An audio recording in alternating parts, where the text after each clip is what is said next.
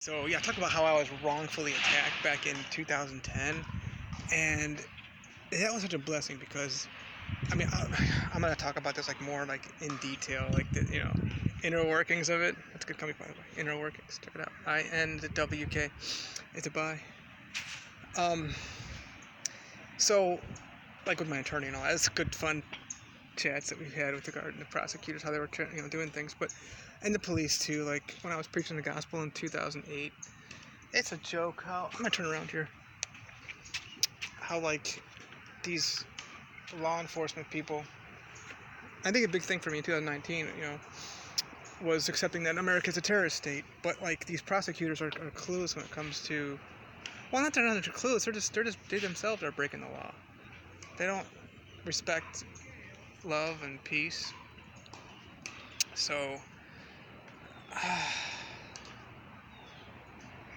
yeah, I realized I had to take authority. Like we Christianity is all big about like you know the law enforcement, because the Calvinism really is your God, and they're the authority. And of course, you're doing a good thing when you're serving your country. um, yeah, they really don't know, and it's amazing like how God has worked in my ministry with regard to setting people free. These bitches and hoes in law enforcement, they just drop one by one. They got these guns, they got these tasers, they got these.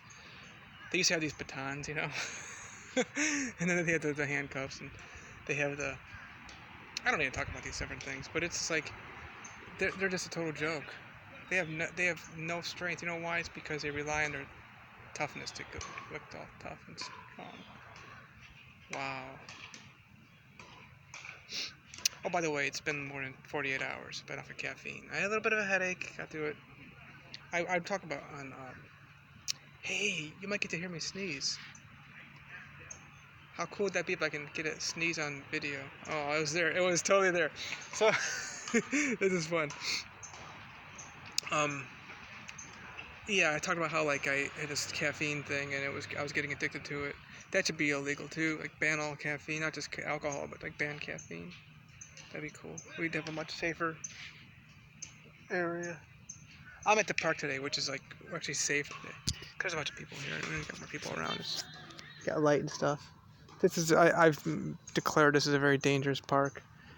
Drugs. I'm pretty sure prostitution. They don't have signs that say they're for sale, so it's kind of hard to tell sometimes.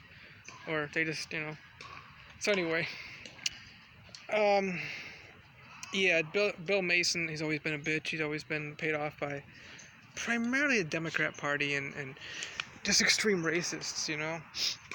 Of course, Timothy McGinty's always been an extreme racist too. He took my case actually. But anyway, yeah, I really got authority over that, and then just set it straight. Okay, great. You got all these weapons on you and everything, and you act like you could have it, kind of ability to enforce some kind of law. But I have it. Hello, that's what this comes down to. People want to bear arms. Did you realize like that was just for like okay, who couldn't bear arms? Women, obviously.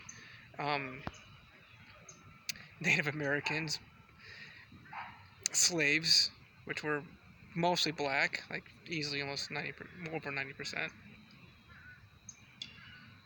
I mean, anybody from Africa, and then of course some native, kind of like seemingly native people who came over here from Europe.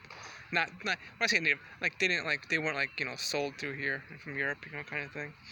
When you look at the records, so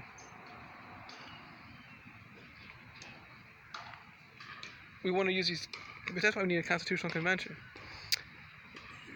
These amendments and all that stuff, joke. So I have authority. God's given you all authority, and you got to use this authority with honor and dignity. Love, peace. Well, what is peace? Peace is just you're calm, you're happy. A lot of people don't know peace. Why? Because they can't they never known it. So like how could you like know what peace is? They've always been like constant chaos. A lot of people like that kind of stuff. So 2019 was a big year for that for me, just accepting that this is a terrorist state, and here I am, infiltrated in the United States of America as a citizen, and this is great. I mean, I'm here. I don't need to be a spy. I have completely unarmed. I'm armed with love. Hugs and kisses. Oh, pretty girls especially. I'm armed at the beach, naked. And these bitches, and there's not one person in law enforcement or in the military who is like immune to this. You're all guilty. So you're all being set free one by one. And I gotta talk about this 2010 thing and the 2008 thing. And I always seen it like these law enforcement people as being like, you know, filthy, just the problem, beyond evil. I mean, there's no excuse to be like, this dude in Hallandale Beach, the police officer, go look at Hallandale Beach. The dude was like stealing evidence and then selling it at a pawn shop. What the hell's going on here? How does this stuff happen? There's some things that like you can't even commit crimes on. This isn't gonna happen. But for some reason we've allowed other things to happen as some crimes. There's a reason for that, y'all. Like embezzlement and extortion, this money laundering stuff. How does this stuff happen? How did I commit all my crimes for my banks? U.S. Bank and Chase, Bank of America, Countrywide, Angelo Mazzillo, Michael W. Perry, Indy Mac. Yeah, my first loan was with Countrywide, and I after I understood what mortgage fraud was, I found the fraud that was in there. Literally, I had mortgage fraud on my first mortgage loan. Which, yeah, obviously, you're not going to get charged for that because I didn't even know. I mean, I had no knowledge of it. I mean, it's extremely minor. I mean, we're talking about I had a $55,000. Well, it's a $55,000 purchase on my condo. But then again, they're going to argue that it wasn't mortgage fraud. They're just kind of like, they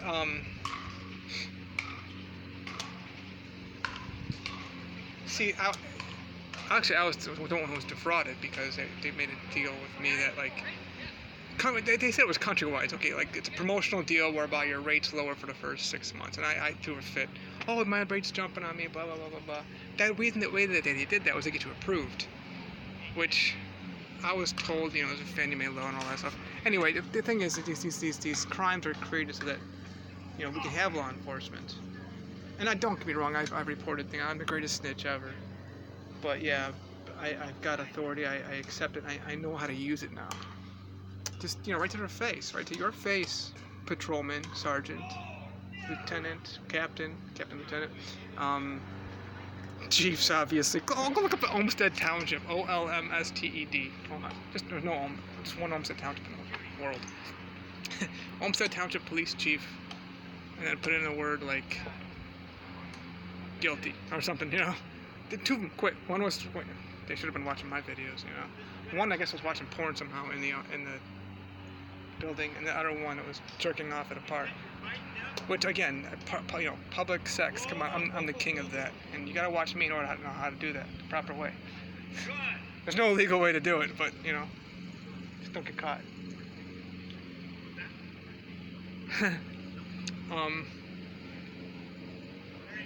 Yeah, perfection.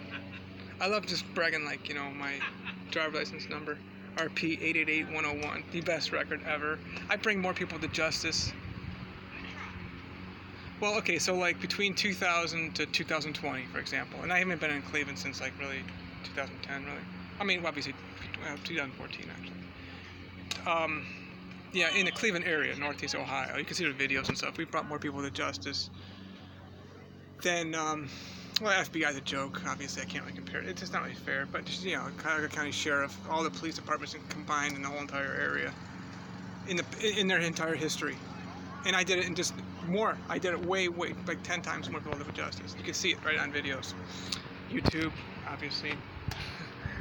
So now I'm like really getting more loving, more compassionate, bolder to get out there more. Yeah, it's working. It's working. And I realize, yeah, I've seen the numbers, and it hurts. 120 homicides in Cleveland. Inexcusable. That's on me. I got to take care of that. So I'm going to be praying, and we're going to have zero. That's our thing, zero. And we're not just zero, but we're bringing people back to life. I'm the man who, believes that we can actually raise the dead, which is that's in the Bible. John 11:25, 26, and of course, we should raise the dead. The hands of the sick, they shall recover. So yeah, we're doing that right now. Speak life to you, Cleveland. I love you. All the suburbs. You follow my lead. I'm the new sheriff in town, baby. I'm the badass prosecutor. No pot, no drugs, no cocaine, no heroin, no cigarettes, even that one too. Caffeine, I talked about that. That'd be kind of cool, wouldn't it? No more caffeine or alcohol. Look at the numbers. Why is it that Louisiana has the most homicides? No, they're the only state that's like alcohol like all the time. There's a correlation. I know correlation does not prove causation, but there's a correlation between alcohol and homicides. There just is. And execution and homicides. Texas, hello. New York is much lower, like the very bottom. They haven't had it. Actually, they haven't done that in years.